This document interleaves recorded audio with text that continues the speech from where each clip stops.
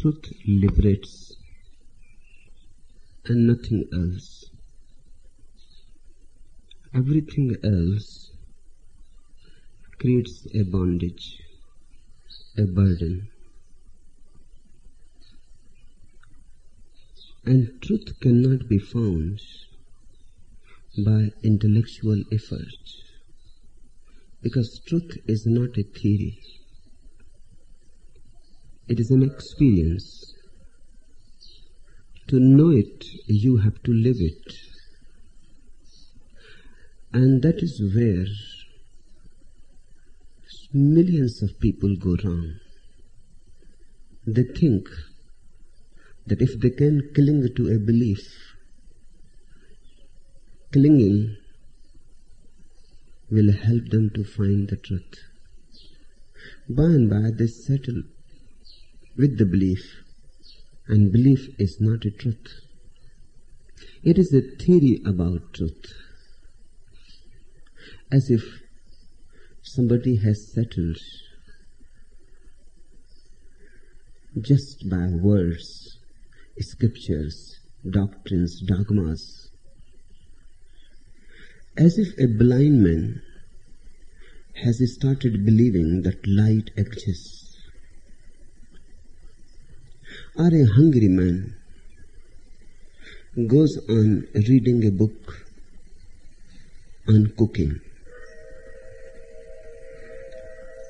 believes this way, that way, but all the time he remains hungry. That is not the way to satisfy hunger. Truth is a food. One has to digest it, assimilate it. One has to allow it to circulate into one's blood, beat into one's heart. Truth has to be assimilated in your organic unity. Belief is never assimilated. It remains an unrelated phenomenon. You may be a Hindu, but Hinduism remains just an intellectual concept. You may be a Christian or a Mohammedan, but they are not organic parts of your being. Deep down, the doubt continues. I have heard one story. Titov, the Russian cosmonaut, returned from space and was asked by Nikita Khrushchev privately whether he had seen anyone there. The story goes that he replied, "Yes, I really did see God." To which Khrushchev answered, "I know that already, but you know our policy, so please don't tell anybody." Later, Tito was with the Patriarch of the Russian Orthodox Church. The Patriarch asked him whether he saw anyone in space. Tito, faithful to his instructions, replied, "No, there was no one." "I know that already," replied the church leader, "but you know our policy, so please don't tell anybody."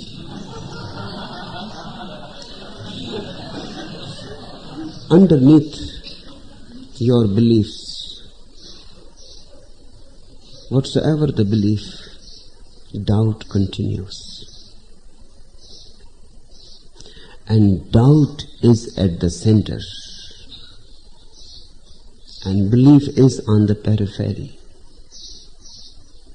So your life is basically determined by your doubt, not by your belief. You may be a communist, and still somewhere deep down the doubt continues. You may be a Catholic, a Christian, a theist, but deep down the doubt continues. I have looked into so many people belonging to different beliefs, sects, but deep down the same doubt. And the doubt is neither Hindu nor Christian, nor Mohammedan. And the doubt is neither communist nor anti-communist. Doubt is pure, simply doubt. For this pure doubt, you will need pure trust.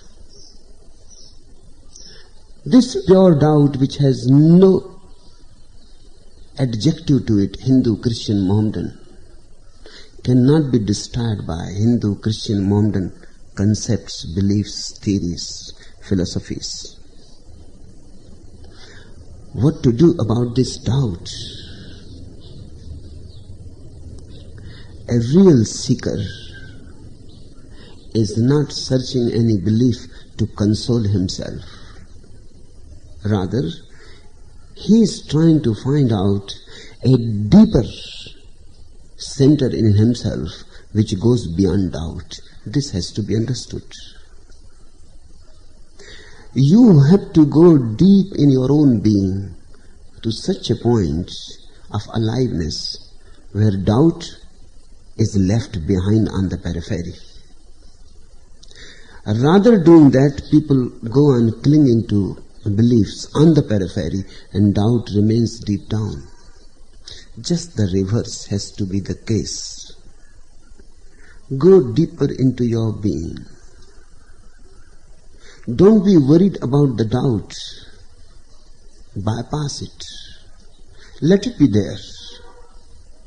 Don't try to hide yourself in a belief.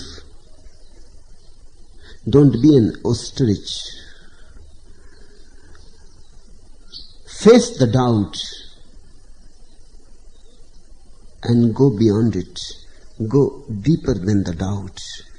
There comes a moment in your being, because at the deepest core, at the very center, only life is. Once you have touched that deep core within yourself, the doubt is just a far away peripheral thing. It can be dropped very easily. And there is no need to cling to any belief to drop it. You simply see the stupidity of it. You simply see the ridiculousness of it. You simply see that how the doubt has been destructive to your whole life. How the doubt is continuously eroding your being. How it has been poisonous. Just seeing the fact that doubt has been poisonous and it has not allowed you to celebrate. A great opportunity is being missed. You simply drop it. Not that instead of the doubt you cling to a belief. A real man of trust has no belief.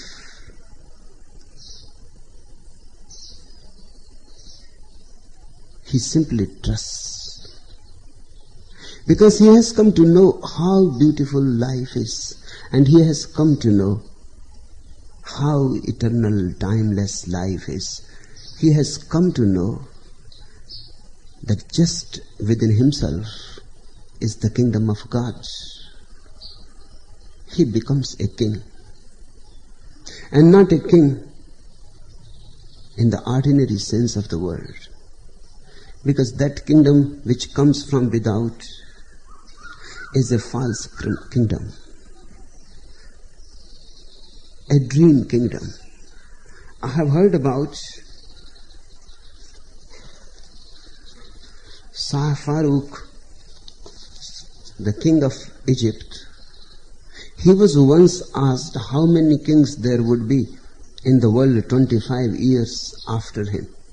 He replied without hesitation that there would be 5. And then he explained, the king of England, the king of hearts, the king of diamonds, the king of clubs, and the king of spades. The kingdom that comes from the outside is just a kingdom of dreams. You can be a king, but you will be a king of playing cards, or at the most, king of England.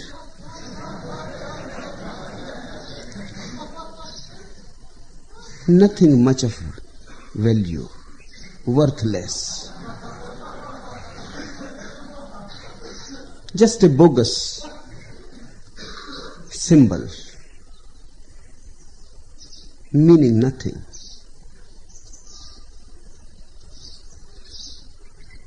The real kingdom is within. And the most amazing fact is this, that you go on carrying that within yourself, completely unawares, not knowing what treasures you are having and what treasures are yours just to claim.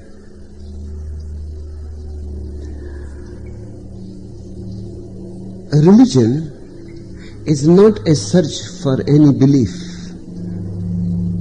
Religion is an effort to know the very ground of your being, to touch the very rock bottom of your existence. That experience of the rock bottom of your existence is what we mean when we use the word truth. It is existential. It is an experience. So don't be too much befooled by beliefs. Be alert. They are deceptions. And because of these beliefs, people don't search. Because once you think you believe, you know, what is the point of searching? There are devices how to avoid the search, because the search is arduous. The search is difficult. Many dreams will be settled.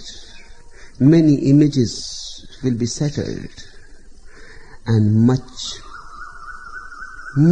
pain you will have to pass through. That pain is a necessity. It cleanses. It gives you solidity, integrity. It matures you. Those pains are like birth pains, because through them you are going to be reborn. Belief is cheap. It costs nothing. Just a nodding of the head and you become a Christian or a Hindu or a Mohammedan. It is too cheap. Truth cannot be that cheap. You will have to sacrifice many cherished dreams. You will have to sacrifice your imaginary image. You will have to sacrifice many things which you value too much in your ignorance. You will have to come out of the cloudy state of your being in which you are right now. You will have to rise above it. And of course, climbing a mountain is difficult, and there is no other mountain which is greater than you. You are carrying the greatest peak, the Everest, within you. And of course the climbing is going to be difficult. But the difficulty pays tremendously. Once you reach to the peak, just the effort, the difficulties, the challenge, the arduousness of climbing, and something goes on crystallizing within you. The moment you reach to the peak, it is not only a peak that you have reached, you have become the peak. You have attained to a height you had never known before. You were living in a dark valley. Now you live in sunshine.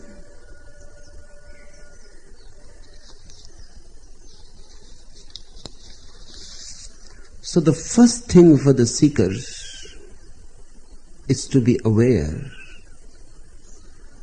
that beliefs are barriers. If you come to me as a Christian, you cannot come to me. If you come to me as a Hindu, you appear only that you have come to me, but you cannot come. Because between me and you, your Hinduism, your Jainism is creating a distance. And what you believe makes no difference to me. All beliefs, unconditionally, all beliefs are barriers. It happened in a capital. The party line pickets were pacing in front of the courthouse where some comrades were being indicted. A policeman trying to keep order shoved an onlooker. "Don't shove me." The onlooker complained, "I'm anti-communist." The cop glared at him. "You just keep moving," he ordered. "I don't care what kind of communist you are." It makes no difference. The communist is a communist, the anti-communist is also a communist.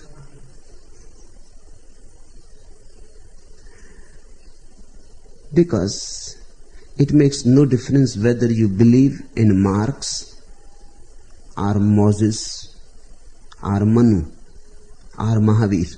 It makes no difference. You believe, whether in Srimad Bhagavad Gita or Das Capital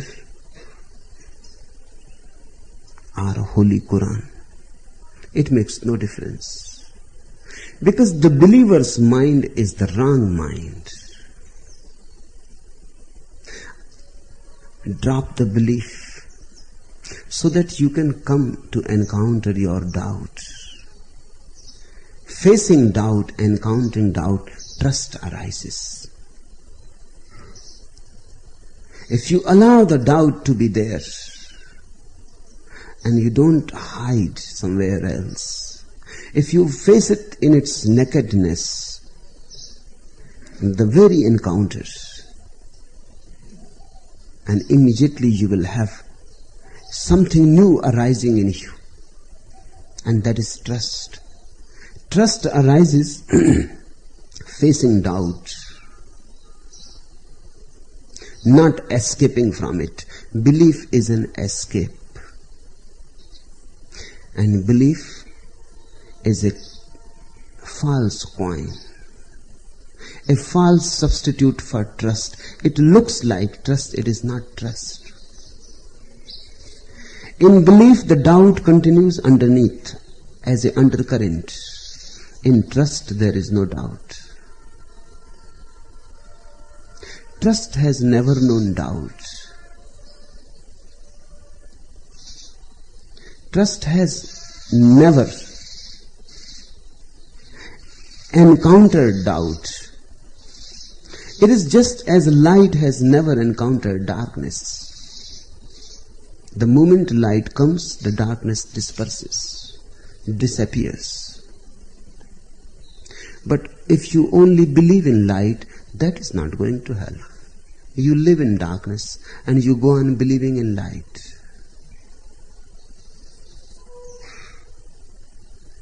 But you live in darkness and your belief in light is not a help, it is a hindrance. Because if you had no belief in light, you would have searched for light. Believing in light, you think it is going to happen, it is there someday or other day. By the grace of God, it is going to happen. You go on living in darkness. So belief is a trick of the darkness to protect itself. Belief is a trick of the untruth to protect itself. Be on guard.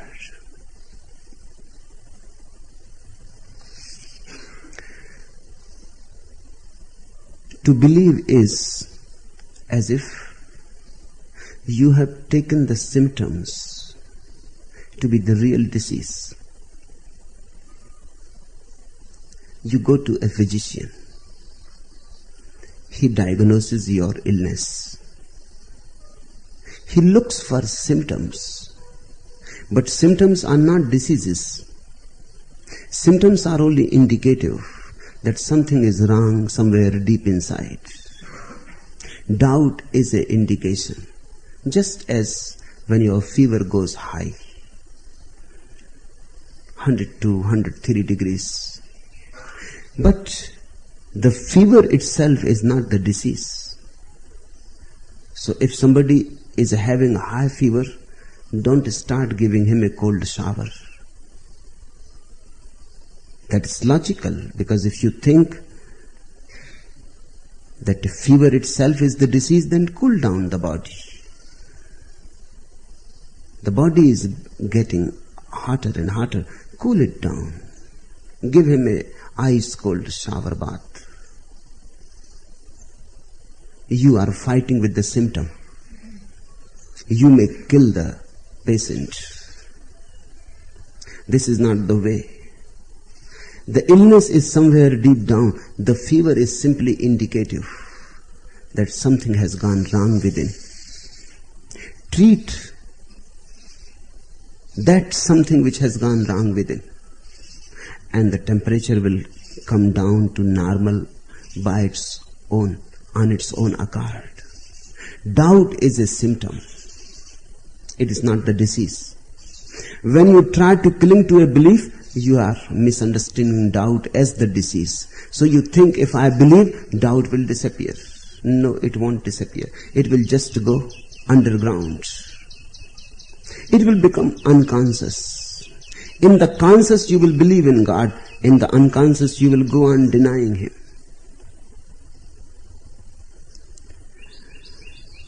Don't be afraid of doubt. Doubt is not the enemy. Doubt is the friend. The doubt is simply saying to you that you have not searched within.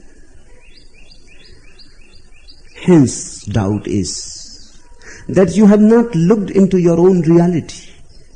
Hence, doubt is look into your own reality, and doubt disappears like darkness. Bring light. I have heard about one great Christian priest, Henry Ward Beecher. In his church, there was a clock which was always either too fast or too slow. And people were always complaining against the clock. It was an everyday problem. Whosoever will come and he will talk to Beecher, he will say, the clock is not right. One day Beecher got tired of it all and put a sign on the clock. Don't blame my hands, it read. The trouble lies deeper. The trouble always lies deeper. The trouble is not on the surface. The trouble is not with the hands of a clock. Deep in the mechanism. So don't try to change your mind from doubting into believing. That is not going to help. It is not a question of the mind. The trouble lies deeper, deeper than your mind. And you have to move deep within yourself. This is the whole meaning of searching the bull. The bull is life energy, the dynamism, the vitality.